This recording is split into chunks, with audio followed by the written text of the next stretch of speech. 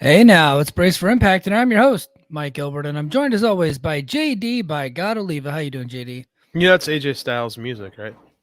Yeah, Yeah, just I like hearing it every week. yeah. It would be nice. It would be nice to hear that music again one day. Who knows? Maybe we'll get it. I doubt it, but it would I be doubt it nice. too. Yeah, and unless because he was on Slammiversary earlier this year, like via, whatever satellite or whatever. He sent a video in from his phone, and Yeah. he did an appearance there. Maybe they're able to work something out where he shows not wrestle but shows up one day. That would be kind of cool. I don't know. I don't know, man. Triple H doesn't strike me as a guy willing to help out anybody. Like I actually think he might be worse than Vince McMahon about these things. Ooh, yeah, maybe. Well, we shall see. We shall see. But so we did a show earlier this week where We we did, didn't even talk Impact Wrestling. did We not. we kind of jumped ship and went to the AEW dark side of things because they just had so much chaos. And you and I love chaos, and Love it.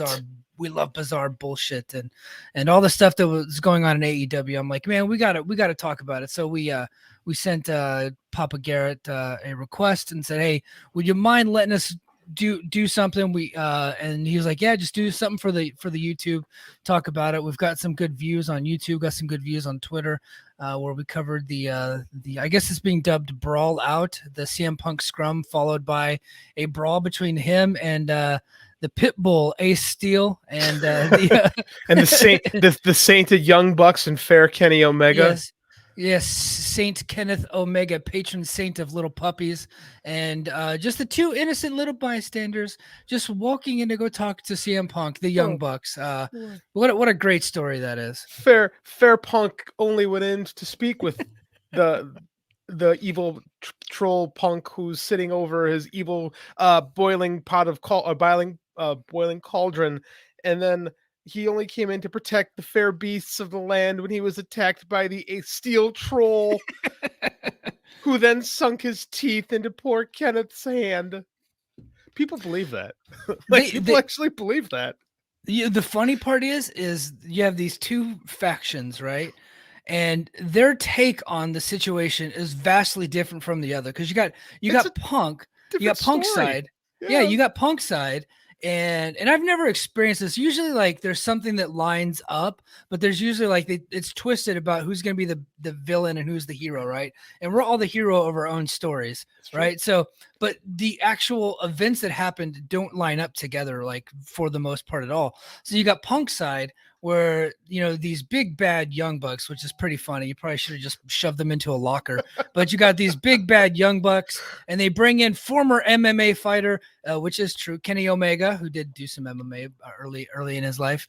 And Kenny Omega, they bust down the door, they break in, they're gonna do a 3-on-1 attack, and then Ace Steel saves them and bites Kenny Omega because he wouldn't stop beating up CM Punk. And then you got the other side where it's Omega and the Bucks, and there's we just want to go check on Punk and see why he's upset, and we're gonna bring the lawyer with us, and we're gonna just slightly knock on the door and then hope he lets us in, and then he let us in and just started beating us up, and that was what happened. And Kenny was only there to save the dog. Like, Yeah, it can't be. It can't. Now I heard Brian Alvarez of our sister site, The Observer, say it was actually Mega, the lawyer, who yeah, was trying to save the dog, which seems more realistic. But right. because Twitter has made up their minds on who they support already, that is now the gospel truth. This will go Yeah. down. I mean, people are making this out like it's Brody and the Invader. Like, this locker room story is growing in legend by the day. It's just, It is. it's And ridiculous. there's warring factions on Twitter because of it and on social media. On Twitter, you don't Mhm. say. For real. So let me ask you a question, Please. JD, and I promise, guys, we're gonna get to Impact Talk. We had a good show to review. We're gonna get to that here in a minute, but I just wanted to put a bow on the AEW stuff. But you're a Chicago guy. I am. Would you say that you're a humongous CM Punk fan? Would that be Yeah, accurate? I'm a CM Punk fan. Yeah, Yeah, you're absolutely. You're a CM Punk fan. Well, I I don't think I've ever admitted this before on the air or even in like regular conversation. My favorite wrestler in the world right now, and he has been for years, is Kenny Omega. No, I didn't know that. What? Yeah, 100%. So when he came to Impact, that was like in heaven for me because I obviously was a big AEW fan. Kenny Omega's my favorite wrestler. He comes over to Impact, and I'm like, boom, we got something here. And the next thing you know, springboards us into getting a podcast, everything. That's true. I absolutely love Kenny Omega. He's not my all-time favorite wrestler, but he's like in like that top 10 for me. Just for me personally. He got me into, like, I was watching a little bit of New Japan, but he got me way into New Japan to where New Japan was like hugely important for me. That was And AJ then Styles for me. Yeah, and AJ Styles was great. I kind of started watching the end of his run there, and then got really into when Kenny Omega took over, and I became just a huge fan. Right, so he's my favorite wrestler. So you're a big CM Punk guy. I know for a fact you love Kenny Omega. I know for a fact you love the Young Bucks. But we're two reasonable human beings, and we don't feel the need to pick a side. We just take a look at what happened, right, and the news that's out there, and just try to analyze what's been said. Right. Mike, you work in the military with young men, right? I work in education with younger men. I don't think it's hard to believe everybody's wrong. Yeah. Right? Yeah. Like when something like this happens, 9 times out of 10, everybody is at fault. Right? In some way, shape, or form. What's what we talked about? Our big part of our bonus pod was talking about, leadership and the lack thereof in the AEW locker room. Like, I don't know. I was telling my son this. I had to sat down and tell Andy because at the time I thought Punk was fired, and he's grown to really like CM Punk. And I had to tell him that one of his favorite wrestlers was fired, and he was very confused. And I had to explain to him that we don't cheer when we watch pro wrestling. It's like reading a comic book. Like, you're cheering for fictional characters. Yeah. Right? Like, I like CM Punk a lot. I don't know if I'd like Phil Brooks all that much in real life. Kenny Omega rules. I don't know anything about Tyson Smith. Right? Like, what we see are these carefully, and it's always been like this in wrestling. We see carefully crafted alter egos. Yeah. We don't know the real people, nor should we pretend to, because we don't. So I have no problem liking a fictional character. It's what they are. When the camera rolls, it's a different human being out there. Behind the camera, I don't know none of these guys. Yeah. And so it's weird to just like people automatically assume one side was wrong versus the other. Because I think you got to verify your personal beliefs, right? Right. Because you can't admit that you were wrong on Twitter. No, God forbid, right? But so I think that we did a good job of balancing both sides of the argument. We got a lot of compliments about that. So I just wanted to talk about that real quick. I don't have much more thoughts on what happened. Now, of course, I could talk about that kind of chaos all day, but we aren't going to know anything. There were reports that CM Punk was going to get fired, but he did get stripped, and he's got an injury. He's going to be out for a long time, and you're obviously not going to fire the guy while he's hurt. That'd be bad form. I think if they did that, then CM Punk would probably never even have to leave his house the rest of his life if they did that. So he would get a very good settlement. So who knows what's going to go down, investigations. And that's all stuff that's going to be covered on other podcasts. I'm sure we'll talk about it here and there, but Paul and Jeff did a good job analyzing what happened last night on the Dynamite show right here on the Fight Game Media Network. So go to patreon.com/Fight Game Media and you can hear all about it from Jeff and Paul. Now, before we get to the recap, JD, what is currently on my chest? You're wearing the official Brace for Impact t-shirt, my good man. Yes, the official Brace for Impact t-shirt. You can get it on TeePublic. Just search for Brace for Impact and you can get the shirt. So I got this. It was $14 because I got it on sale on TeePublic. Super lightweight cotton. I chose green, which obviously did not work for our show tonight because I had a green screen up originally. So all you could see was my stupid fucking head. I turned on the software and there's Mike's head floating there. And I said, no, we cannot do the podcast with you just with the head. I was going to do the bit too. I was going to do it for a bit, but JD, because he's a professional, he was not about to allow that on the air. I cannot be the guy to complain about Impact's refusal to white balance. And then I come onto my own show and my co-host head is floating in the sky with the floating literally over. What do the writers call their new ballpark? I almost said Candlestick Park, but that ain't right anymore. What is the new park called? Levi Stadium. Levi's. That's right, Levi's Stadium. Yeah. Yes, I cannot have your head floating over Levi's Stadium while we try to do a show. I cannot do it. Yeah, but you can get this in green like I'm wearing now, blue, purple. I know our friend Andre, who was at Emergence, he bought a purple shirt. I know Gerard bought a green shirt, and I think Pat bought a black shirt. I think his is black. And then of course you can get a mug too. Gigi, our boss, Gigi, to support us, bought a mug. So go to T Public. I'll tweet out the link on the show. But help support us, support the show, and support Fight Game Media. Go to patreon.com/Fight Game Media for more information about our show. Now, JD, speaking of show, we had a show to cover tonight, and so they kicked it off with a BTI, and I know that you and Scott covered this last week. You kind of gave a spoiler, but that's okay, because this was all over the news. Shane Taylor jobs out to Crazy Steve on BTI. That I didn't get a chance to talk about it because I wasn't on the show last week. Thank you, Scott, for covering. Here's my thoughts on this, and we're not doing the bit this week where we just make fun of BTI and say it's not important, although it is not important. They tell us it's not important, so if someone debuts on BTI, it's not important. That's it. So here, and I think Illa made this point, and I do believe him. You made it in the chat. I do agree with him when he says this. So my personal opinion is that they brought in Shane Taylor and had him lose to Crazy Steve because he might have a little bit of a reputation and a little bit of an ego, and they wanted to make sure that he would do business. I don't know this for a fact. This is just my opinion from analyzing the situation because I feel like Shane Taylor should have been treated like a bigger star coming in, and he probably could have beaten an underneath talent and got some wins and led into Steve. title program. Right. But instead, they did it on the pre-show. He lost to Crazy Steve. I think, my personal opinion, they were just doing that to see if he would be willing to come in and do business, and he did. Crazy Steve went on Twitter and said for Impact to hire him. I could see them actually bringing him around, and a couple months from now, if they do bring him back, no one's going to remember that he was on BTI. Mike, can I tell you why I think that's bullshit? Yes, sir. Please. You say like Shane Taylor might have a bit of an attitude. A year ago, I don't know that. Might speculation, pure speculation. We as an Impact, brought in a talent that had nothing but a bad reputation in W. Morrissey a year ago. And Impact was his reclamation project, and he did a great job. But he's moved on to making more money.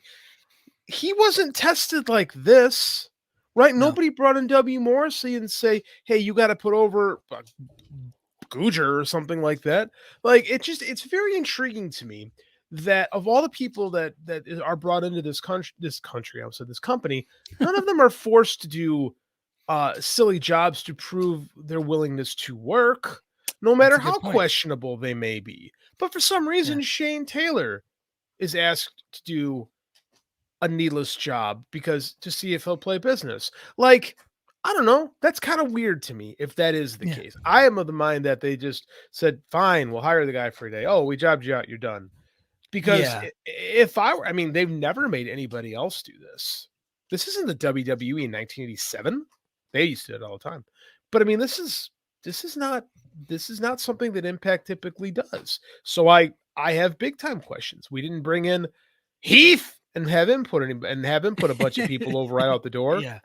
So I don't know, man. Yeah. It's questionable to me. It's very questionable. It is. It's questionable to me that he did this here. It's questionable to me that he hasn't been brought in for the new Ring of Honor or for AEW or gotten a sniff at, WWE, because he is a big, I think, didn't he used to play football at a certain level? I think he used to play. I know Keith Lee did, and they were a tag team for a little while. But I mean, look, the guy can work, the guy can talk. He's a big dude. He's not the tallest guy, and he's a bit hefty. He's a little on the hefty side, but you just described Jonah, really who just beat Okada. Yeah. So I would put Jonah above Shane Taylor. I think I would too, but I mean, again, New Japan hasn't kicked the doors on Shane Taylor. Yeah, Noah hasn't kicked the doors on Shane Taylor. No. Like, if you have a pulse, you can work for All Japan. They're not interested. I mean, like, it's wild to me that no one seems interested in on a major level in working with this guy. It just. It's crazy to me. It's odd. It's unexplainable. Maybe somebody does have an explanation, and we'll find out eventually. But hey, weird DMs show up in our feed sometimes. So if anyone's listening to this who knows anything about potential heat on Shane Taylor, I'm all ears. Yeah, yeah, tell me, but I don't know. I haven't heard any bad words about the Me guy. So, neither. And yeah. yet here we are. Yeah.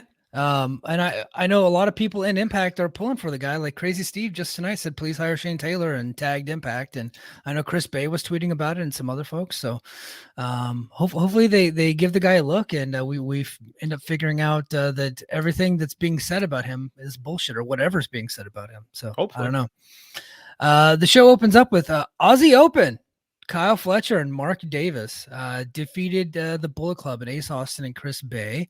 They're, Aussie Open didn't have to do a job on the way in, but they're also protected guys in New Japan. The New Japan Strong Tag Team champs, right? They're the tag team champs over there. The inaugural New Japan the inaugural. Champs. So obviously this is a working deal with New Japan Strong here. So I thought we had a really good match. I thought Aussie Open looked really good. I gotta say, and this is going to be a controversial statement, maybe. Please. Ace Austin and Chris Bay, Mhm. the new Motor City Machine Guns. I'm not saying call them that, but they reminded me of young Chris Sabin and young Alex Shelley here. And if you take a look at their career trajectory, right, they were, Alex Shelley and Chris Sabin were, opponents and stuff early on, and then they became, and then they were rivals, and they're both champions at one point, X Division champions, and then, Chris Sabin was the little bit of the bigger star as far as winning was concerned, and then Alex Shelley started to get some momentum there with Kevin Nash and Paparazzi Productions, and then eventually they got put together and they became this great tag team. I think they reminded me a lot of a young Chris Sabin and Alex Shelley tonight. I get that. That actually, Yeah. I really like that comparison. If we decide to go forward with them as a permanent tag team, I can, sorry, Astro got a hold of something.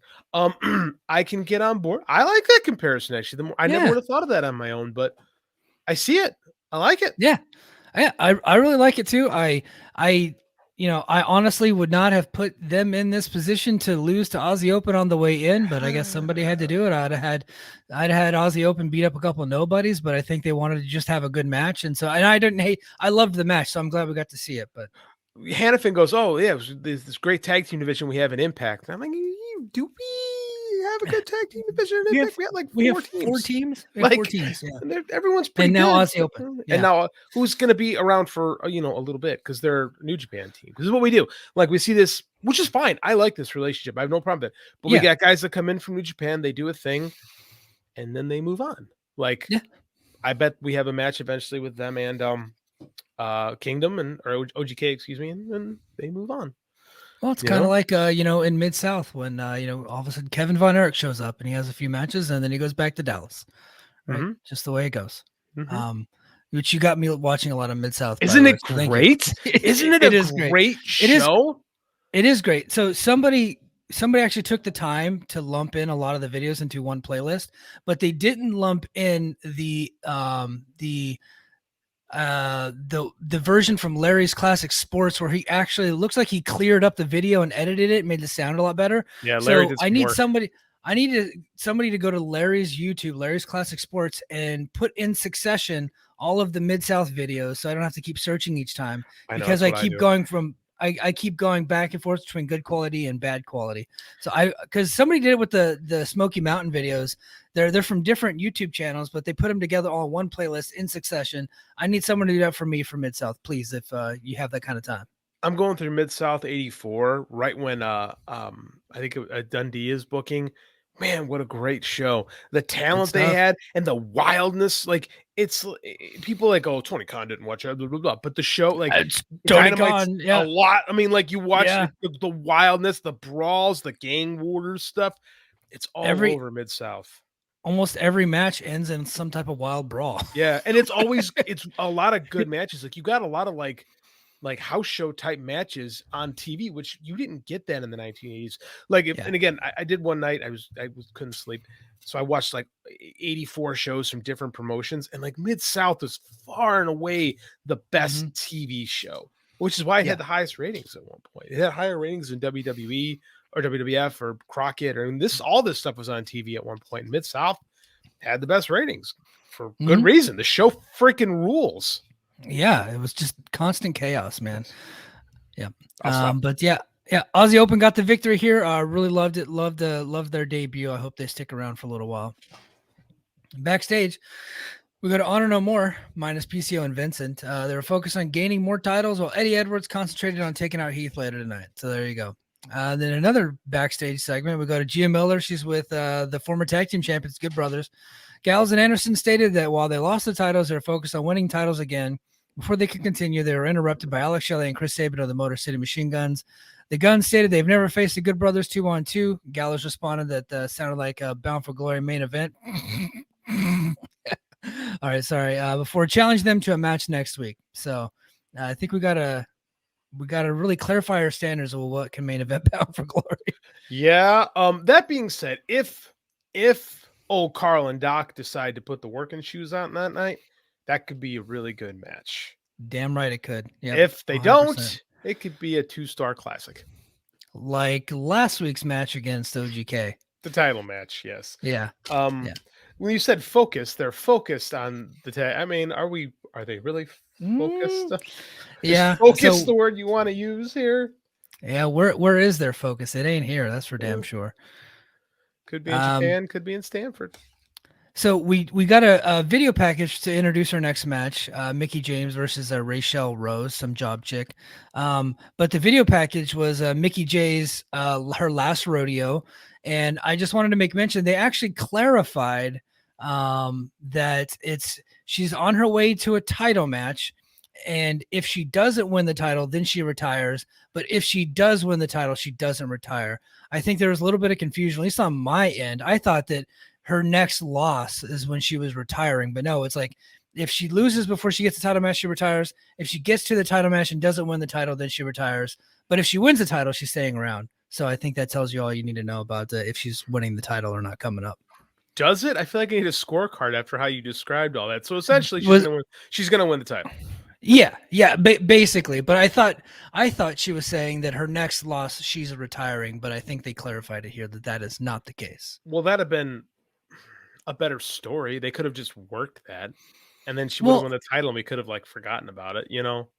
Yeah, but I think they just want to tell this dramatic story, and each match is going to go up higher and higher. And I dig what. Wouldn't it be more dramatic if we did have the retirement thing? It's not like we're talking about wrestling here. It's not like you could. Well, it's not like it's unprecedented to lie about one's retirement. Well, no, she did say if she loses before she gets a title shot, she's going to retire. But if she gets a title shot and wins, she's not retiring. I think Astro is acting a fool back there. Stand by. Okay. JD's got to go take care of the puppy Astro. I think I'm doing play-by-play. Hold on. Let me see what's going on here. Astro chewed something of JD's. Chew your chew toy. Oh, he's chewing a you got to hold the camera battery. Oh, gosh. That's not good for him. No. That's not safe. No, that's why I'm looking back at this damn dog. We got chew toys in here I got chew toys in here for him. And he's like, no, I'm going to chew on this thing that might kill me. Yikes. God damn it. Mike, I will be right back. I'm going to escort him to my wife right now. I'll be right back. Continue the show. Well, yeah, I'm going to continue the show. We'll be on Yui Muro when you get back. Anyway, so Mickie James comes out, and you got Rachel Rose, local job talent. They're in the ring, and Mickie beats her ass pretty damn quick. Nothing to say there, but yes, Mickie James on her way to a eventual title match with who knows? It could be Masha or it could be Jordan Grace. And then JD.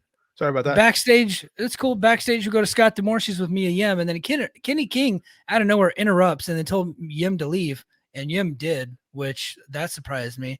And then D'Amore asked what he's missing, and then Kenny King said he didn't have a title, which no shit, Sherlock, he didn't win a title. I guess he almost did last week by cheating, but the referee turned it around on him. So he said, he said that Mike Bailey and Kenny King could tear up the house another time, but next week Bailey's taking on Mascara Dorada, and that next week there will be an announcement about the X Division title coming up, and also that he would be facing Yuya Uemura next. So there you go. It's a lot. Next week's show should be pretty good. To be honest, it's kind of stacked.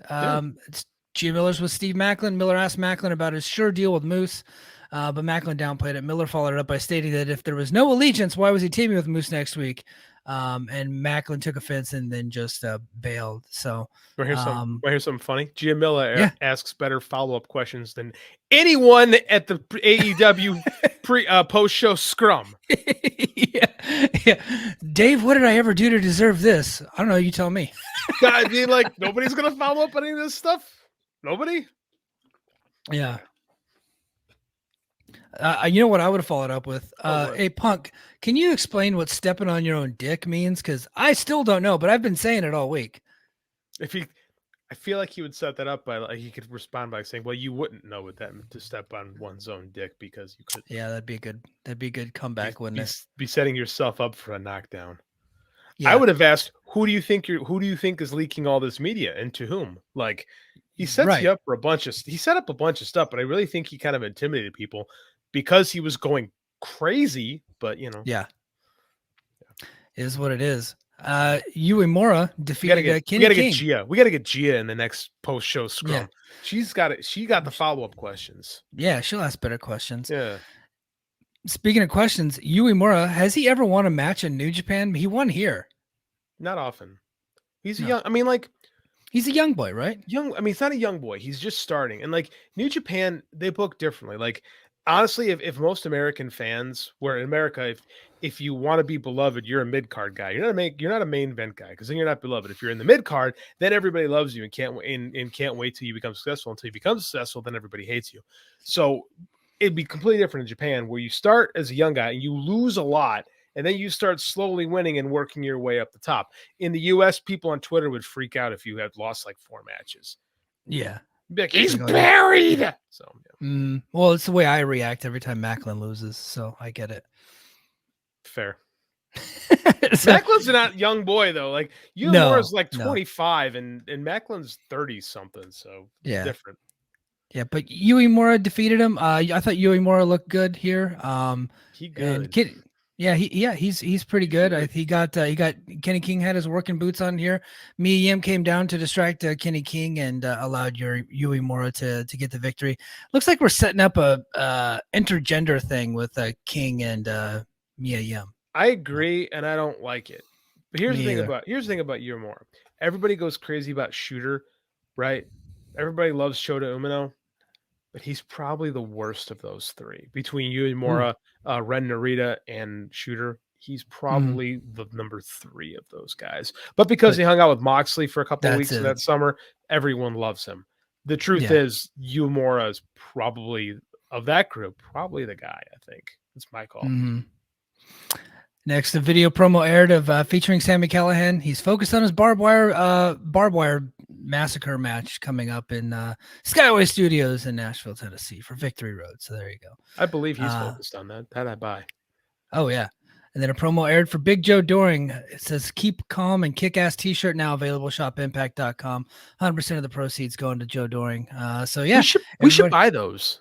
Yeah, that'd be cool, man. Yeah. Rock those one day. I'm Facebook friends with Joe Doring. I was gonna send him a I was gonna send him a DM, and I just you know what? He hasn't posted anything on Facebook in a while. It's like he's probably doesn't want to talk to anybody, so I just leave the guy alone. But I got a DM yesterday from an NXT 2.0 talent who I'm a huge fan of, who's got some wild ideas for some displays of power that he's done. Yeah. I'll leave that alone, but it was pretty cool to get that out of the blue. Yeah, that guy is incredible. Yes. And then this was disappointing. I thought, okay, so I'm going to preface this. I liked the video package with Diener and Eric Young. So I thought it was very well produced. I loved the dark bluesy version of Man of Constant Sorrow. Mm-hmm. The old bluegrass song. This is one of my favorite songs, and I love what they did with it. Mm-hmm. I thought it fit well here.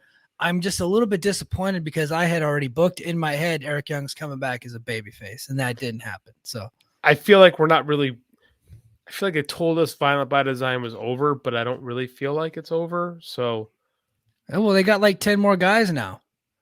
Yeah, but none of whom I recognized, by the way.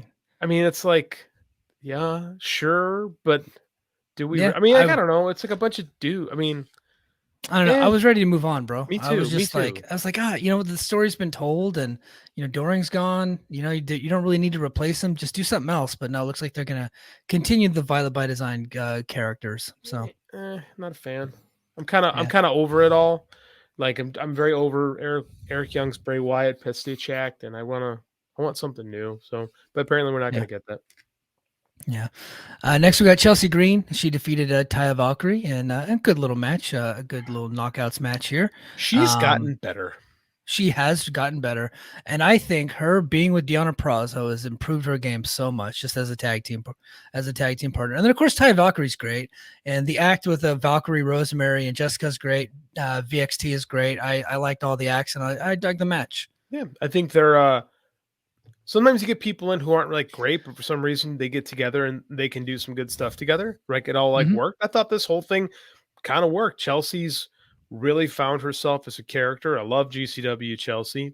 GCW is a gross, grody promotion, and she's playing a Uh, fantastic character there. And oh, that yeah, that reminds me. I yeah. watched some of GCW over the weekend. Why did you do that to yourself? Because Never watched Brian Alvarez and Billy Kay or Billy Billy Starks, sorry, Starks. Billy Starks took on Tom Lawler and Killer Kelly, and I started, and Garrett was in the audience and Dave Meltzer was in the audience. So I was like, okay, I'm going to support my guys, support Brian I Alvarez, get it. and because we're not really the Observer. Brian Alvarez didn't even know who the fuck I am, but we're kind of like Observer adjacent, and I've listened to Brian Alvarez for a long time. Kind of, he's a big influence on me as far as what I do here. So, Filthy knows who we are. oh yeah, filthy. Well, he knows who you are. He He knows doesn't who know who we the are. hell I am. He doesn't know who I am. He knows who you are. He knows who we are. Okay. Like So Okay. we'll put it this way. That was like 10 minutes from my hometown, and I didn't go. Yeah. So I watched it and I liked the Filthy and Brian Alvarez stuff. I thought they looked great together. Brian Alvarez is a better worker than people give him credit for. Yes, Brian's a There's hell of a heel, man. He's really yeah. good at what he does. Yeah, and there's some gifts out there from some previous matches where he didn't look so hot, but they're taking out small segments of a match and just Yeah, taking it out of no, context. But Brian's pretty he good. has a hell of a swanton too, I will Yes. say. And then Killer Kelly looked amazing in the match as per usual. So I watched that. Unfortunately, I had to listen to stupid, empty-headed, fucking dumb fuck Kevin Gill on commentary, who sucks ass. You know, brace for impact. We really gotta sugarcoat our thoughts on everyone. You're much braver than I am because I'll like be passive aggressive when I don't like somebody. You're Kevin just Gill like, blocked me fuck a long that time guy. ago. Yeah, he blocked me a long time ago, and I don't care about him. He is the worst professional wrestling sports commentator possibly of all time. Yeah, yeah. And before people say yes, I did steal CM Punk's line on Hangman Adam Page. It's my new favorite insult. It's a great insult. To call somebody empty-headed dumb fuck. That's really good. I love that insult. Yeah. It's a really good insult. Like old Phil is a sour dude, but he has some really good one-liners when you really want them, you know? Yeah, you know what? And Cornette was saying he did commentary over the scrum, which is really funny, and he was like, if I didn't know any better, I'd think that 42 years ago I would have ventured in Chicago and had an affair or something like that. He goes, but I don't think I did. He goes, because we kind of sound like we're related, and I'm like, yes, Accurate. That's accurate, yeah. Because 100% nobody can accurate. insult anybody better than Jim Cornette, and I guess CM Punk is now in that arena too. They truly are peas in a pod. It's just a couple of grouchy old fucks. Mm-hmm. Yeah.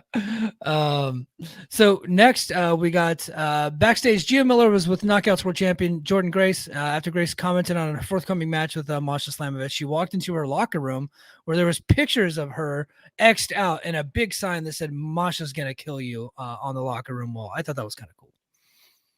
I did not think it was cool. I thought it was man. You got it out for Masha, man. What's going on here? What is it? I draw pictures of people and I say I'm gonna get you. Like that's corny, man. It is corny, but It's dig it. corny. I don't know. I mean, art is subjective. One Yeah. can like things. I understand. I think the whole thing is corny. You haven't liked the Jordan Grace Masha stuff even before No. it even started. You were not a fan. No, of it. I was in the crowd and I saw that and I hate everything about this. There's no story to anything. Like it's just this whole thing is to make up for the fact that Masha doesn't talk, I guess she's a really bad promo because that's what they've let me to believe. Where there's plenty of decent talkers out there. We can't give her a manager. Like we're just gonna do Yeah. like the ransom note thing. And it's corny, man. It's corny. If she loses to Grace at Bound for Glory, they need to repackage her with a manager, I think. She ain't losing to Grace at Bound for Glory. Jordan's hanging on to that title before they give it to her. I don't know, man. I don't know. We'll see. We'll see. She's like one of the We'll- most protected acts in wrestling. Like in Yeah. all of wrestling. It's her and Roman. Yeah, that's true. Unfortunately, Roman, don't get me started on that one. All right. Brian Myers. Speaking of sucks, Brian Myers defeated Bhupinder Gujjar. Sorry. Dude, I'm done with this. I'm done with the whole digital media thing. hold on. Are they really going to give us a ladder match with these two guys? They are. The standard of ladder matches in the United States has been ridiculous for well over 20 years. And we're going to get, and Brian Myers is a perfectly competent worker. Don't get me wrong. Oh, yeah. But he is not what I would nobody cares about him. Yeah, I agree with that. But he's not what I would constitute as a ladder match guy. And the other one is Bhupinder Gujjar. I just watched 6 dudes kill each other at All Out last week. And then they were stopped by a bunch of ninjas, which I like the angle, by the way. Some people, I thought it was awesome. But I mean, like, and these guys are going to try to compete with, I mean, that's a bad idea. That's setting people up for failure. Yeah. Yeah. Well, I don't know. I don't know what they're doing here, man. They're getting behind this Gujjar kid, and there are times where I see it, and I'm just not seeing it, and I have not seen it in this feud with Myers. So I don't know, man. I mean, it's a digital media title, so you know I'm glad it's going to be there so we can make fun of it. But I can't help but think these guys are being set up to fail. Like of all the, like they should have done like something on a pole or something like that. Like you could have had fun with the silliness of it. Instead, we're giving like one the most overplayed gimmick match on the scene today, and 2, I think you're setting up 2 guys who this is not their strength. So I'm not. I just keep thinking, man, they're kind of. I mean, unless this becomes a comedy thing, which it could with Myers involved, this could be like a parody of a ladder match. I've kind of sold myself on maybe that's the idea as I'm working through it, but I don't know, man. I don't know. Yeah, they got the work cut out for them. So in this match, Brian Myers brought the belt into the ring. Gujjar grabbed it and nailed Myers with it. So that's how we got the DQ. And then afterwards, they set up a ladder match for 2 weeks from today. So they're building anticipation. And then an announcement was made that Jordan Grace will compete against an opponent determined by Masha Slamovich in a pick your poison match at Victory Road. So we'll see who that is. Well, more to come on that on Patreon. Yeah. Okay. And then backstage, backstage, Gail Kim confronted Tasha Steelz and Savannah Evans. Tasha Steelz, who's Sean Ross Sapp, we were under the impression that her contract expired in August. It did not. Sean Ross Sapp says she's got a lot of time left, so she's sticking around. She might just be hurt. We just haven't seen her in a while. She lost so many matches in a row, and then we just haven't seen her wrestle in a long time, so could be injured. I don't know. Like he's the guy. Like he knows all these things. Sometimes these rumors get started on contracts, and you know, unless stuff is public, you don't know who to believe. And I don't know. Sometimes booking makes you scratch your head. Yeah. But when you only have so many people in a company, you can't protect everybody. So man, whatever. Is what it is.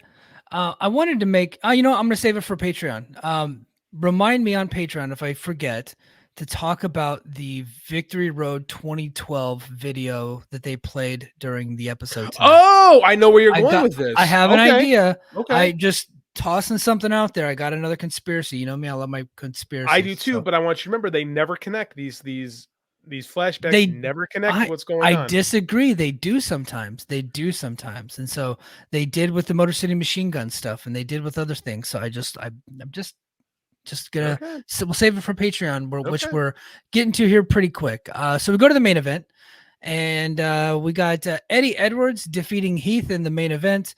I know we complained about Heath being in the main event, but I actually thought this was a pretty decent match. Honor no more. I think it was Mike Bennett helped Eddie Edwards win. Heath is over. I mean, God love him, guy. Everybody loves the guy, man. But Heath was over. He lost via distraction, and Eddie Edwards got the victory. And then afterwards, Eddie Edwards called. Sorry, there's a pigeon outside my window. So Eddie Edwards called down Josh Alexander and said, "Are you going to be part of the? Are you going to join our side of the war? Or are you going to be on the other side?" And I'm like, I just want Josh to say, "What the actual fuck are you talking about? What war are we even talking about? What do you want me to do? Like, you haven't exactly given me a path to get to your side. Like, what am I actually you want me to join Honor No More and then we're gonna wrestle each other? Are you fucking stupid? Like, that's what I want Josh to say, but he doesn't have the capacity. This because it's Josh, and Josh is Yeah. not a great promo. But this angle has been so dumb. Like, it could have been like so much more personal. It could have been like really biting and skating. And instead it's join us. I mean, it's so cliche. Join us or we'll destroy you. And then what? What if Josh should say, yeah, I'm in. I'm in. Yeah. Okay. And then What? And then Eddie would be like, can I have your belt? Like, what would you have done? I mean, it's so and lazy. what war? It's lazy. What's the war? He was like, is there somebody holding you back? And I'm like, holding Eddie back? He's been the world champion like 4 times. He's the number 1 contender right now. He has the next title shot. You can't tell me you're being held back when you're the next guy in line. Yeah. So I don't know. Like, so when it comes to, heels and their stories, a lot of times, like, there's a reason that, like, you have reason to believe that they could be right, but they're just dicks about it. Right. But I don't even know what Eddie's mad about. I don't know what he's going on about. None of it makes any sense to me. And I'm sure somebody's going to pop in the DMs or in the chat and be like, oh, well, it's because of X, Y, and Z. Well, I'm like, I'm not getting it. And I watch the show pretty damn closely. I don't understand. Like, I knew that he was mad before about Josh getting the shot at Christian and he never got the opportunity to take the belt back from AEW. That was the original thing. He hasn't even mentioned that. It was 9 months I don't ago. know. Yeah. I don't know. But like, so I don't know what he's still mad about. And they were also mad about Ring of Honor going out of business. Fucking Vincent was just on Ring of Honor. So they can't be mad about that anymore. So I don't know. That part of it sucks, right? The match is gonna be awesome. That part of it sucks, but go ahead. What is Honor No More's mission statement at this point? What is their purpose? Like, who are they mad at? Scott gave them all contracts. Yeah. Why are they mad at Impact? Yeah. So what are we even doing? And now they're getting the title match. There's nothing really to be mad at it anymore. Right. So now you can just be cheating ass heels. I can respect that. Or come up right? with If you're something just cheating else. ass heels, or you're just like, hey, if we take the title, then we have control over Impact Wrestling. I get that. Okay, cool. That is something I can get behind. But now you're telling me that there's some man behind the curtain holding you back when you're being promoted in the biggest pay-per-view of the year. That makes no sense to me. So make it make sense. Who's behind the curtain? The Booker's a character. They talk to him every fucking week. And they bitch every week. Yeah. What war are we talking about? Like, it's just Eddie. Like, I feel like Eddie's lost his mind. He just cooked this up in his head. Like, I don't get it. And no one's fighting back. I mean, they beat the shit out of Swan and Heath and Josh. And then the whole rest of the locker room's like, oh, okay, peace out. I don't get, I mean, I feel like this stable has to have a focus anymore. And hasn't for a little while, but I mean, the focus is we have to have jobs. So now they have jobs. Now what machine are they raging against at this point, and why? Yeah. Just explain it to me, guys. Yeah. Overall, like you said, at the end, they beat up on Josh Alexander, and then Heath and Rich Swann came to their aid. They beat their asses too, and they stood tall to close the show. I kind of enjoy the chaos there at the end of it. So I thought that was pretty good. Other than that, pretty decent show. Not the greatest show. I did like some stuff. There's some stuff I didn't really care for. A solid B. Solid B. B. On a week where, if you're gonna stand out, you need to be an A++. But we got a B out of them.